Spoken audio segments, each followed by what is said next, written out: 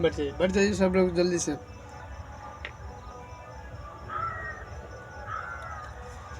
तो चलिए, जय हिंद, जय श्री राधे राधे। तो जैसा कि मालूम हम लोग का जो कि साउथ इंडिया हिस्ट्री की क्लास हम लोग चल रहा है, और आज हम लोग का जो कि 59 क्लास है, ठीक है।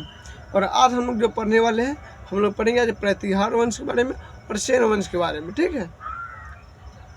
सब छोटे छोटे, सब दक्षिण भारत के जितने भी राज हुए सब छोटे छोटे हुए, ठीक है।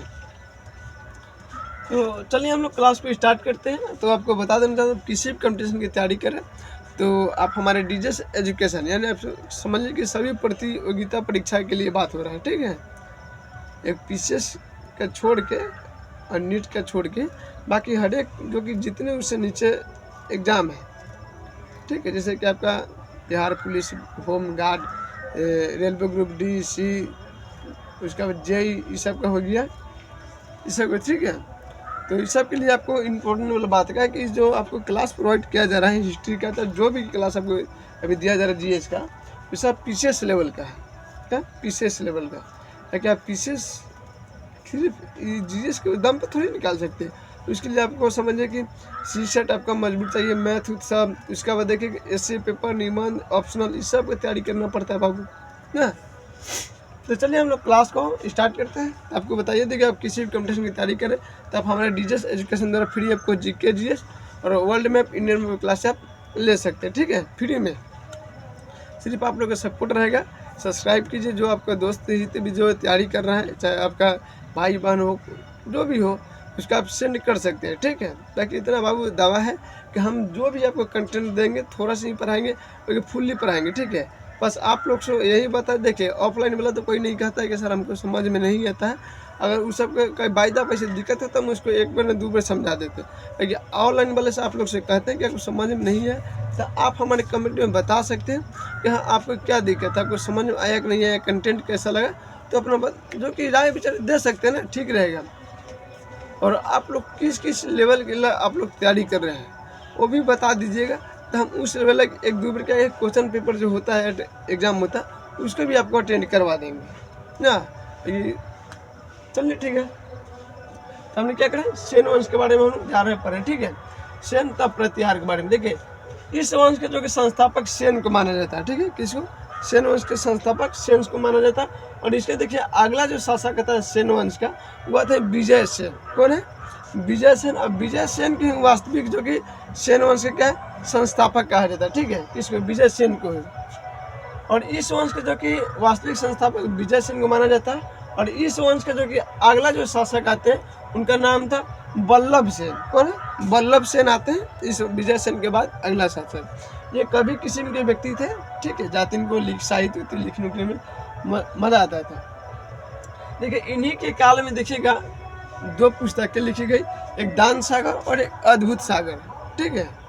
इन्हीं के काल में ये लिखा गया, दान सागर और अद्भुत सागर। देखिए दो पुस्तकों के इन्हीं के काल में रचना की, जिनके दरबार देखिए वल्लभ के दरबार में एक कवि रहते थे जिनका नाम था जयदेव। क्या? जयदेव, जिन्होंने देखिएगा गीत गोविंद नामक पुस्तक लिखे, जयदेव, ठीक है। इसके बाद कुछ इंपॉर्टेंट वाला बात इसमें नहीं, बाकी नाम आपको राजा का ये सब याद करके रखना होगा, ठीक है। और इसके बाद देखिएगा लक्ष्मण सेन बनते हैं राजा वल्लभ के बाद, जो एक योग शासक नहीं बन पाए, ठीक है। और इनके बाद कोई भी योग शासक नहीं है। और 11वीं सदी आते आते सेन वंश का क्या हुआ, समाप्ति हो गया। और सेन वंश की राजधानी जो देखिएगा उस समय क्या थी, तो लखनऊ, ठीक है, लखनऊ था। और नदी के तट के किनारे था, गंगा नदी सब कह लीजिए, ठीक है। अब हम लोग पढ़ते बाबू प्रतिहार वंश के बारे में। प्रतिहार वंश के बारे में क्या है कि ये इस वंश का समझ लीजिए कि ये जो त्रिपक्षीय युद्ध समय चल रहा था, जिसमें आपको बताया था, देखिए यह वंश जो है गुजरात के क्षेत्र में क्या था, ये उदय हुआ था, प्रतिहार, ठीक है। और इस वंश के जो कि संस्थापक जो है नागभट्ट माने जाते हैं। प्रतिहार वंश के संस्थापक कौन है? नागभट्ट, ठीक है। क्योंकि इस वंश का अगला जो शासक होता है वह तो सिराज होता है। कौन है? वह तो सिराज बनते हैं नागभट्ट के बाद अगला शासक, जिसने देखिएगा कन्नौज पर अधिकार के लिए त्रिपक्षीय युद्ध, त्रिपक्षीय युद्ध में या बहुत राजाओं ने भाग लिया था बाबू, बहुत 100 वर्ष तक चला था। ठीक है। तकरीबन देखिए पाल, चेर, चोर, राष्ट्रकूट, प्रतिहार मैंने भी जब तक जितना आपको प्रहार है ना, उस सब राजा ने क्या था इसमें भाग लिया था। देखने रहे बाबू, सब राजा ने। और अधिकांश नुकसान किस वंश के हुआ था? द पाल वंश के हुआ था, पता है। तो देखिएगा कि ओतस राजा ने कन्नौज पर अधिकार के लिए त्रिपक्षीय संघर्ष में भाग लिया और कन्नौज को अपने क्षेत्र में मिला भी लिया। ठीक है, कन्नौज को अपने क्षेत्र में मिला भी लिया। और इस वंश का जो कि अगला जो शासक बनता है मिहिर भोज। कौन? इस वंश का जो कि अगला जो शासक बनते हैं मिहिर भोज बनते हैं। ठीक है, जिसने कन्नौज को पूर्णतः अपनी क्या है राजधानी बना लिया, पूर्णतः पूरी तरह। ठीक है, और इस वंश का जो कि अंतिम जो शासक आते हैं यशपाल आते हैं। कौन होते हैं? यशपाल। ठीक है, और यशपाल देखिएगा इसके बाद यह वंश का क्या है स्वतः ही विनाश हो जाता है। यशपाल के बाद स्वतः ही क्या होता है? विनाश हो गया इस वंश का। ठीक है, अब जो हम लोग पढ़ने वाले हैं, अब हम लोग पढ़ रहे चंडेल वंश के बारे में। क्या है? चंडेल वंश के। ठीक है, इससे पहले आपको चोल, पांड, चेर इस सब के बारे में पढ़ा दिया गया। अब हम लोग पढ़ेंगे चंडेल। क्या? चेर हो गया है, चोल हो गया है, अब चंडेल में चलते। ठीक है, तो चलिए, उम्मीद है कि आज का कंटेंट आपको समझ में आया हो। देखिए, मायने ये नहीं करता है कि आप दिन भर में कितना पढ़ते हैं, मायने ये रखता है कि आप समझे कितना है। मान लीजिए दिन भर एक कमरे में बैठे बैठे पूरा पुस्तक पढ़ डाला, पूरा जितना पढ़े थे सब रिवीजन कर पाया, और एक भी चीज़ उसमें समझ में ना आए, तो पढ़ने से क्या लाभ? क्या जी?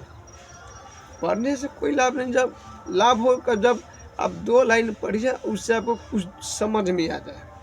कहा गया है कि कबीरदास के एक दोहा है कि धीरे रे मना धीरे सब कुछ होए, माली सीझे 100 घरा, ऋतु आए तो फल होए। ठीक है, तो माली के हड़बड़ाने से पेड़ में फल नहीं लगेंगे, चपौधे में। समझ रहे हैं? माली के सिर्फ काम है कि आप पेड़ को सींचिए, सुरक्षित पानी नहीं से देते रहिए, तो जंगल जानवरों से बचाइए उसको। जब ऋतु आएगा तो सोता ही उसमें फल दे देगा। तो वही बात है आप लोग का कि आप एक दिन में पढ़ के कोई आदमी महान व्यक्ति नहीं बन सकता है। कम कम पढ़िए, आस्ते पढ़िए, जो आपको रिवीजन हो जाए। क्या? रिवीजन हो जाए। ठीक है, और साथ ही साथ याद भी हो जाए। फिर उसके बाद घूमिए, मौज मस्ती कीजिए, फिर उसके बाद पढ़ लीजिए, क्या दिक्कत है? आपको ना सब लोग कहते हैं कि 24 घंटा आपका डे नाइट मिला के टाइम घंटा होता है, उसमें से लोग कहता है कि 20-20 घंटा, 18 घंटा, 15 घंटा पढ़ना। कुछ ऐसा नाम काम नहीं करना है। क्या? ऐसा काम नहीं करना है। आप 8 घंटा पढ़िए, 8 घंटा दोस्तों के साथ मौज मस्ती कीजिए, और 8 घंटा सोइए, आराम से आप निकल जाइएगा। समझ रहा है? लेकिन हाँ, डिपेंड करता है कि आप जो दोस्त के साथ जो मौज मस्ती कर रहे हैं वो किस लेवल के दोस्त हैं। समझ रहे?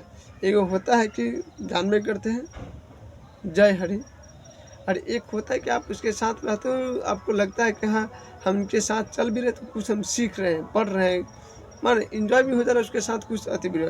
अब अक्सर ना आदमी की तरफ घूमिए कि सब जो पढ़ ली सब चौपट जाए। ठीक है, तो चलिए, आशा है कि आप लोग का आज का जो क्लास अच्छा लगेगा। कंटेंट आपका जो फीडबैक है हमारे कमेंट में जरूर बताइएगा, और आप लोग कहाँ से पढ़ रहे हैं, क्या क्या चीज़ की तैयारी कर रहे हैं, अपना नाम सब बताइएगा। ठीक है, तो चलिए, ठीक है, हम लोग फिर मिलेंगे अगले नेक्स्ट क्लास में।